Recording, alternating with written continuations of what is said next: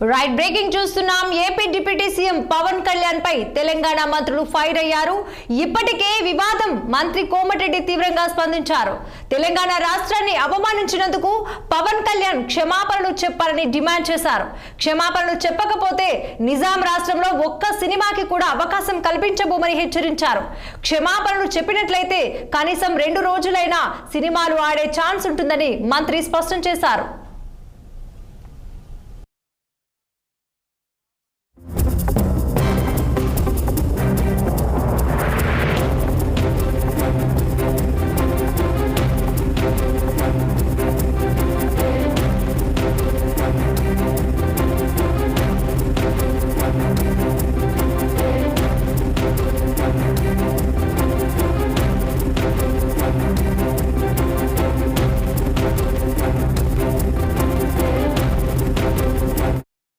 Right AP deputy CM Pawan Kalyan పై తెలంగాణ మంత్రులు fire అయ్యారు. ఇప్పటికే ఈ వివాదంపై మంత్రి కోమటిరెడ్డి తీవ్రంగా స్పందించారు. తెలంగాణ రాష్ట్రాన్ని అవమానించినందుకు పవన్ కళ్యాణ్ క్షమాపణలు చెప్పాలని డిమాండ్ చేశారు. క్షమాపణలు చెప్పకపోతే నిజాం రాష్ట్రంలో ఒక్క సినిమాకి కూడా అవకాశం కల్పించబోమని హెచ్చరించారు. క్షమాపణలు చెప్పినట్లయితే కనీసం 2 రోజులైనా సినిమాలు ఆడే ఛాన్స్ ఉంటుందని మంత్రి స్పష్టం చేశారు. ఇక ఇదే అంశంపై మరింత సమాచారం అందించేందుకు మా input editor Rajesh phone line లో సిద్ధంగా ఉన్నారు. రాజేష్, చెప్పండి, అసలు తెలంగాణపై పవన్ కళ్యాణ్ ఎందుకు అలాంటి వ్యాఖ్యలు చేయాల్సి వచ్చిందంటారు? దీని వెనక ఉన్నటువంటి అంతర్యం ఏమిటంటారు?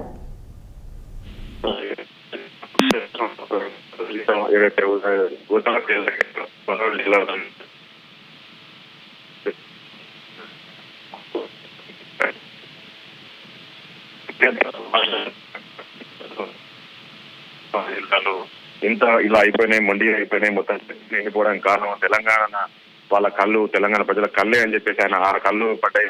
దిశ దాకా ఈ రోజు ఈ చెట్లు ఇలా అయిపోయాయని చెప్పేసి ఆయన మాట్లాడడం నిజంగా ఒక డిప్యూటీ సీఎం గా ఉన్న ఈ రకమైన కామెంట్స్ మరి చేయడం అనేది దురదృష్టకరం. దీంతో తెలంగాణ సమాజాన్ని ఆయన అవమానపరిచినట్లు అయిపోయింది. ఎందుకంటే ఆ రోజు ఇంకో విషయం కూడా మాట్లాడారు. ఈ రోజు తెలంగాణ ఏర్పడిందంటే కూడా కేవలము ఉభయ గోదావరి జిల్లానే, ఈ గోదావరి జిల్లా వల్లనే తెలంగాణ వచ్చింది. అసలు సంబంధం లేని అంశం. అది గోదావరి జిల్లాకు ఆ తెలంగాణకు సంబంధం లేదు. తెలంగాణ అనేది తెలంగాణ ఆకాంక్ష. తెలంగాణ ఏర్పడింది నీళ్లు, నిధులు, నియామకాల పైన ఈ రోజు తెలంగాణ ఏర్పడింది.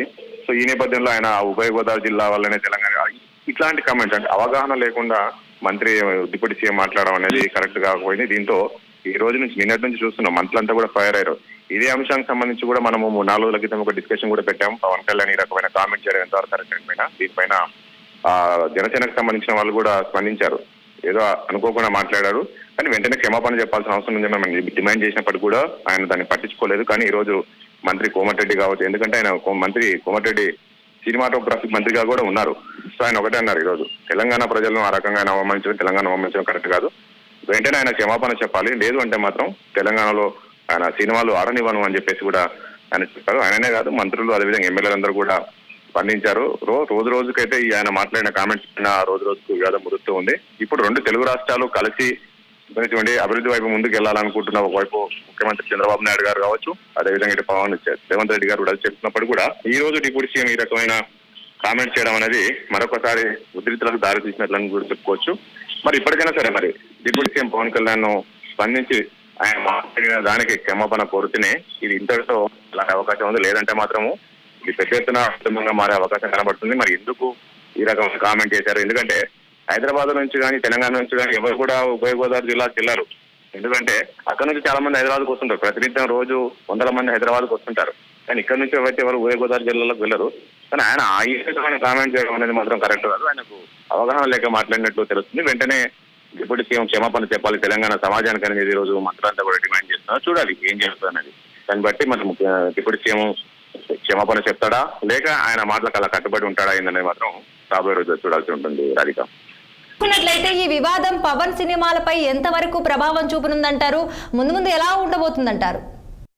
ఖచ్చితంగా ప్రభావం చూపుతారు. ఎందుకంటే పవన్ కళ్యాణ్ ఒక సినిమాలు తెలంగాణలో నైజామాబాద్ బాగా ఆడుతుంటాయి. పవన్ కళ్యాణ్ ఫ్యాన్స్ కూడా తెలంగాణలో చాలా మంది ఉన్నారు. ఆయన ఎందుకంటే రాజకీయ పార్టీ పెట్టిన రాజకీయాల్లో ఉన్నప్పటికీ కూడా రాజకీయాలు అతీతంగా చాలా మంది పవన్ కళ్యాణ్ కు ఫ్యాన్స్ ఉన్నారు, ఇప్పటి నుంచి ఉన్నారు. సో అలాంటిది ఈ రోజు ఆయన ఈ రకంగా కామెంట్ చేయడం అనేది తెలంగాణ సమాజాన్ని కాస్త కించపరిచినట్టు కాబట్టి చెప్పుకుంటే తెలంగాణ కూడా ఆయన సినిమాలు కూడా ఆడేది కష్టమే.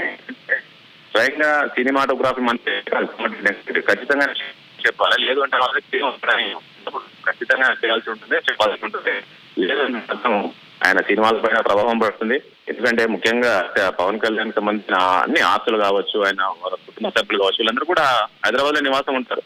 అలాంటిది అక్కడ వెళ్ళి ఆయన ఆ రకంగా మాట్లాడడం అనేది మరి ఉద్దేశపూర్వకంగా మాట్లాడరా లేక ఫ్లోగా మాట్లాడదు. ఎందుకంటే మనం మొన్ననే డిస్కషన్ కూడా పెట్టాం ఈ అంశానికి సంబంధించి. ఆయన మాట్లాడిన డిస్కషన్ పెడితే అందులో జనసేనకు సంబంధించిన ఒక వ్యక్తి చెప్పారు, ఎప్పుడు అట్లా ఉండదు, ఆయన నవ్వుతూ అన్నారండి, అలాంటిది ఏం లేదు, అది ఉద్దేశపూర్వకంగా అన్నది కాదని చెప్పినప్పటికీ మరి ఈ అంశాన్ని మరి పవన్ కళ్యాణ్ ఎందుకు సీరియస్ గా తీసుకోలేదు? మరి నిజంగానే ఈ రోజు తెలంగాణ ప్రజల మనోభావాలు దెబ్బతిన్నాయి, క్షమాపణ చెప్పుకోవాలి, ఎందుకు ఆయన ఇప్పుడు కూడా చెప్పలేకపోతే ఈ రోజు మాత్రం చాలా సీరియస్ గా ఉంది. నిన్నటి నుంచి కూడా చూస్తున్నాం కాంగ్రెస్ పార్టీకి చెందిన ఎమ్మెల్యేలు కావచ్చు, ముఖ్యంగా బీఆర్ఎస్ పార్టీకి చెందిన మాజీ మంత్రి జగదీష్ రెడ్డి ఫస్ట్ ఎమ్మెల్యే ఆయన కూడా స్పందించారు. రాజకీయాలు మీ దగ్గర ఉంటే మీరు చూసుకోండి, మీ పార్టీ మీ ఆంధ్రప్రదేశ్ లో తప్ప ఇట్లా తెలంగాణ ప్రజలను చెప్పచ్చే విధంగా మాట్లాడడం కరెక్ట్ కదా, ఆయన వెంటనే క్షమాపణ చెప్పాలని కూడా చెప్పారు. చూద్దాం మరి ఏం జరుగుతుంది. మరి మరో 2 గంటలు ఆయన స్పందిస్తారని కూడా తెలుస్తుంది. ఏ రకంగా ఎందుకు మాట్లాడాల్సిన అవసరం వచ్చిందనేది సో ఇవన్నీ కూడా రాబోయే రోజుల్లో తెలుస్తుంది. రాధిక. రాజేష్.